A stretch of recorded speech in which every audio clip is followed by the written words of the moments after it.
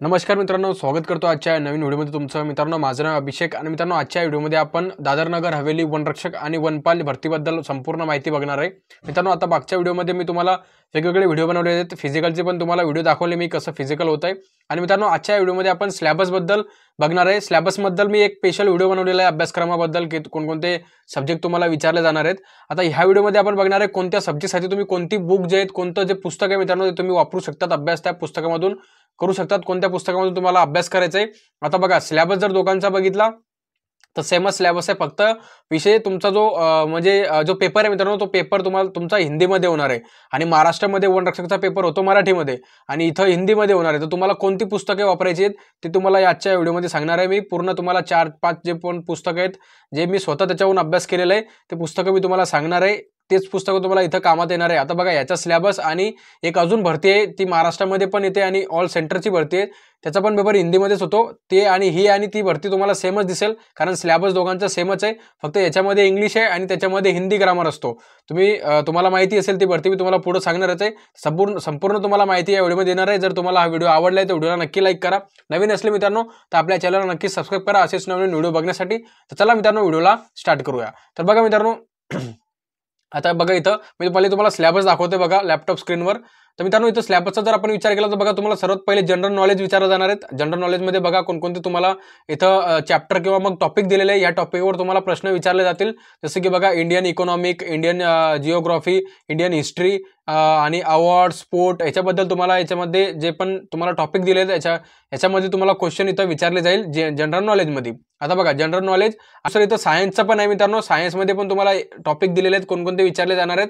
आता बघा, हे एवढे दोन्ही मिळून तुम्हाला एक जीके जीएसचा हा जो विषय राहणार आहे मित्रांनो, ज्याला आपण जीके जीएस म्हणतो। आता बघा, जीके जीएस साठी तुम्ही कोणतं पुस्तक वापरू शकतात तर मित्रांनो, जीके जीएस साठी बघा मी तुम्हाला पुस्तक सांगतोय, लुसेंटचं तुम्ही वापरू शकतात। बघा, लुसेंटचं पुस्तक, आता इथं 2 पुस्तक आहे मित्रांनो। एक पुस्तक हा जो पुस्तक असतो मित्रांनो हा इंग्लिशमध्ये आहे, हा इंग्लिश भाषेमध्ये पुस्तक आहे। जर तुम्हाला इंग्लिश लँग्वेज जर तुम्हाला सुटेबल आहे वाचायसाठी तर तुम्ही ह्या पुस्तकचं यूज करू शकतात। आणि जर तुम्हाला हिंदीमध्ये, आता हा पुस्तक जो आहे मित्रांनो तो मराठीमध्ये अवेलेबल नसतो, हा हिंदीमध्ये असतो, त्याच्यामुळे तुम्ही हा हिंदीचं तुम्हाला एडिशन तुम्हाला घ्यावं लागेल। आणि मित्रांनो बघा, तुम्ही जेव्हा पण हा लुसेंटचं पुस्तक घेसाल तेव्हा तुम्हाला 2024चं एडिशन बघायची, 17वं एडिशन तुम्हाला इथं घ्यायचं आहे, कारण जे जुने एडिशन आहे मित्रांनो ते पण मार्केटमध्ये आहे सध्या, पण तुम्हाला हा 17वं एडिशन घ्यायचं आहे मित्रांनो, म्हणजे नवीन एडिशन तुम्हाला घ्यायचं आहे। तर जीके जीएस साठी तुम्ही मित्रांनो लुसेंटचं पुस्तकाचा यूज करू शकता जीके जीएस साठी।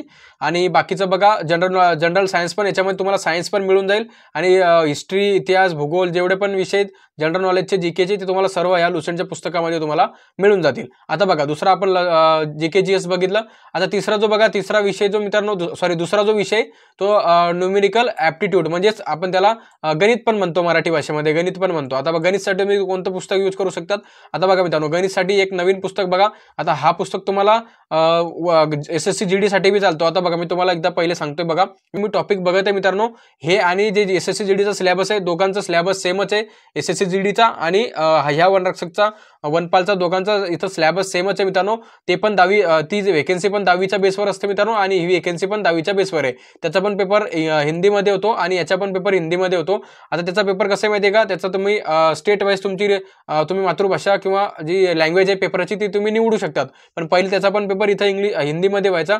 तर तुम्हाला दोघांचं पेपर तुम्हाला सेमच दिसेल, म्हणून तुम्ही जे एसएससी जीडी साठी जे बुक वापरत आहेत ते तुम्ही ह्या वनरक्षक आणि वनपालसाठी तुम्ही तेच बुक इथं वापरू शकतात, म्हणून मी तुम्हाला तेच बुक सांगत आहे। तर गणितसाठी मित्रांनो तुम्ही बुक वापरू शकतात। बघा, इथं नवीन अंकगणित नावाचं एक पुस्तक आहे मित्रांनो, RS अग्रवालचं।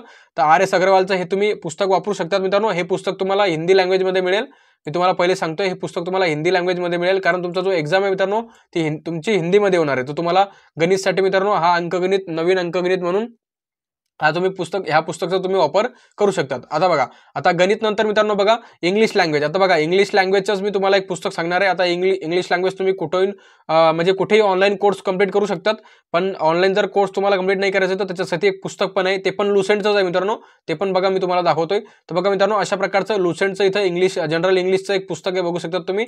आता हे जनरल इंग्लिशचं जे पुस्तक आहे मित्रांनो लुसेंटचं, हे तुम्ही वापरू शकतात, तुमचं इंग्लिश याच्यामधून तुम्ही कव्हर करू शकतात मित्रांनो। आता हे पुस्तक तुम्हाला बघा, हे पण तुम्हाला 2024चं, आता याच्यामध्ये काही एडिशन नसतो मित्रांनो, कारण इंग्लिश काही चेंज होत नाही जीके जीएस सारखं। तर तुम्ही लुसेंटचं पुस्तक तुम्हाला बघू शकता तुम्ही, इमेज मी तुम्हाला दाखवलेली आहे आणि मी आणि मी या सर्व पुस्तकाची जी परचेस लिंक आहे, तुम्ही जर ऑनलाईन बोलवायचं असेल मित्रांनो तुम्हाला, तर मी लिंक डिस्क्रिप्शनमध्ये देऊन टाकेल सर्व पुस्तकाची. तुम्ही ऑनलाईन पण हे पुस्तकं घेऊ शकतात. आणि जर ऑफलाईन स्टोअरवर जाऊन घ्यायचं असेल तर तिथं पण तुम्ही हे पुस्तक सर्व तुम्हाला तिथं अवेलेबल तिथं मिळतील. तर इंग्लिशसाठी तुम्ही जनरल इंग्लिश हा पुस्तक वापरू शकतात. आता बघा नंतरचा जो विषय मित्रांनो, नंतर तुम्हाला इथं बघा नंतर मग लॉजिकल रिझनिंग आहे मित्रांनो. बघा लॉजिकल रिझनिंग, आता रिझनिंग तुम्ही ऑनलाईन पण कोर्स कंप्लीट करू शकता रिझनिंगचा. आणि तुमच्यासाठी पुस्तक जर विचारात घेतला मित्रांनो, तर पुस्तक एक बघा अरिहंतचं एक मास्टर रिझनिंग नावाचं पुस्तक आहे. बघा अरिहंत म्हणून एक मास्टर रिझनिंगचं पुस्तक येतं.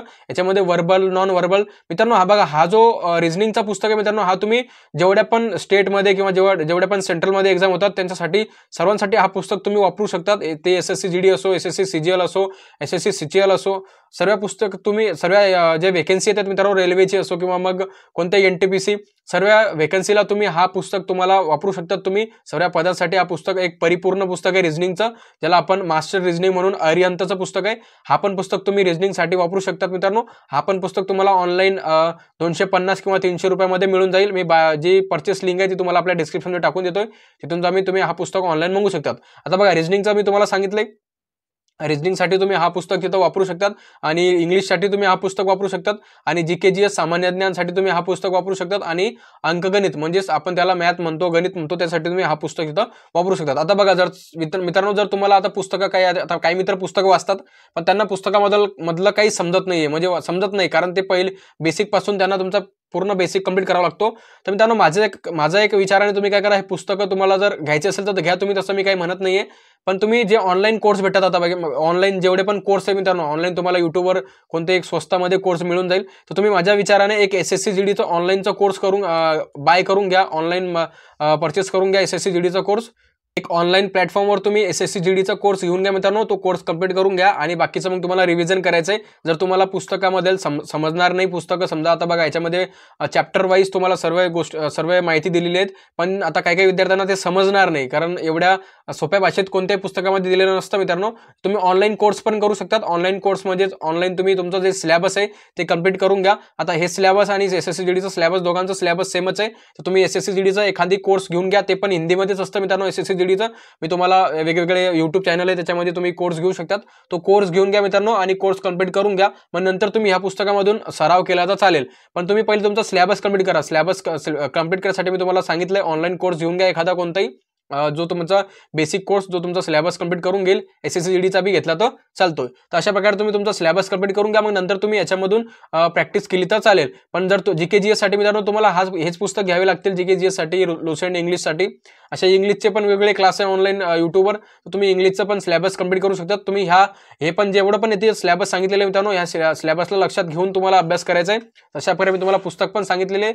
आता बघा नंतरचा जो विषय मित्रांनो, तो बेसिक कम्प्युटर नॉलेज. आता बघा बेसिक कम्प्युटर नॉलेजसाठी मित्रांनो मी पुस्तक बघितले, पण मी तुम्हाला आता बघा याच्यामध्ये ते मला विसरलो मित्रांनो मी पुस्तक बघायची. पण मी हा जो बेसिक नॉलेज कम्प्युटर नॉलेजचं पुस्तक आहे त्याची मी लिंक तुम्हाला डिस्क्रिप्शनमध्ये देऊन टाकेन. तिथे जाऊन तुम्ही तो ऑनलाईन बाय करू शकतात. तर अशा प्रकारे बघा मी तुम्हाला जेवढे पण 4ही विषय होते त्यांच्याबद्दल संपूर्ण तुम्हाला माहिती दिलेली आहेत, कोणकोणती तुम्हाला पुस्तकं वापरायची आहेत. पण सर्वात पहिले तुम्ही तुमचा बेसिक कोर्स कंप्लीट करा ऑनलाईन कुठेही जाऊन, किंवा मग ऑफलाईन एखादी क्लास असेल तिथं पण तुम्ही तुमचा बेसिक कोर्स कंप्लीट करू शकता सर्व विषयांचा. तो गणिताचा असो, इंग्लिशचा असो किंवा मग रिझनिंगचा असो, बेसिक कोर्स जो आहे मित्रांनो तो कंप्लीट करून घ्या. नंतर तुम्ही या पुस्तकामधून अभ्यास केला तरी चालेल. तर अशा प्रकारे बघा संपूर्ण सिलेबस मी तुम्हाला व्हिडिओमध्ये सांगितलेलं आहे मित्रांनो. जर तुम्हाला हा व्हिडिओ आवडला तर व्हिडिओला नक्की लाईक करा. नवीन असले मित्रांनो तर आपल्या चॅनलला नक्कीच सबस्क्राईब करा असेच नवीन व्हिडिओ बघण्यासाठी. आणि जर तुमचे काही कमेंट असतील मित्रांनो, काही प्रश्न असेल तुमचे, तर तुम्ही कमेंट करा. मी त्याच्यावर पण सोल्युशनसाठी एक व्हिडिओ बनवून आणेल. आणि मित्रांनो मी तुम्हाला खाली माझी Instagram ID पण दिलेली आहे, तिथं जाऊन तुम्ही मला फॉलो करू शकतात. तिथं तुम्हाला जे पण काही प्रश्न विचारायचे असतील तिथं तुम्ही विचारू शकतात. आणि टेलिग्राम ग्रुपवर जॉईन करून घ्या. टेलिग्राम ग्रुप नवीन अपडेट जे पण येतील मित्रांनो ते मी तुम्हाला टेलिग्राम ग्रुपवर देत राहील. तर चला मित्रांनो भेटूया पुढच्या व्हिडिओमध्ये. तोपर्यंत जय हिंद.